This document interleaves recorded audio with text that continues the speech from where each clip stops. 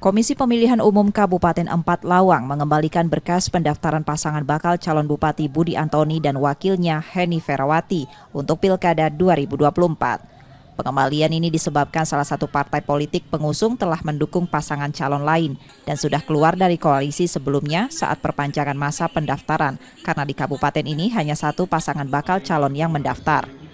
Akibatnya, berkas pendaftaran pasangan calon tersebut dianggap tidak memenuhi syarat pencalonan. KPU meminta pasangan ini melengkapi keterangan mengenai kesepakatan partai yang keluar dari koalisi. Menanggapi hal ini, Budi Antoni menyatakan keberatan atas permintaan KPU. Ia menganggap syarat tersebut melampaui kewenangan dan mengacu pada etika DKPP. Pihaknya juga telah mengirimkan surat resmi kepada Bawaslu Provinsi.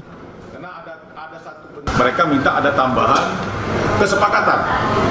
Tapi ternyata kita tidak pernah diberikan sosialisasi tentang ada kesepakatan. Yang isinya kesepakatan itu aneh. Ya, nanti diterangkan oleh teman-teman PH. Anehnya kenapa? Masa saya atau partai pendukung tadi yang mencabut ini harus seizin partai yang lain tadi, yang bersama tadi. Satu koalisi kita narik diri, ya, masa harus izin dulu? Iya kan? Sementara tadi dibilang silakan tarik. Ketua Bawaslu Sumsel, Kurniawan, mengonfirmasi adanya aduan tersebut. Ia menyebutkan bahwa penanganan akan dilakukan oleh Bawaslu Kabupaten Empat Lawang. Reski Oktora, Muklas Diferensial, Kompas TV, Palembang, Sumatera Selatan.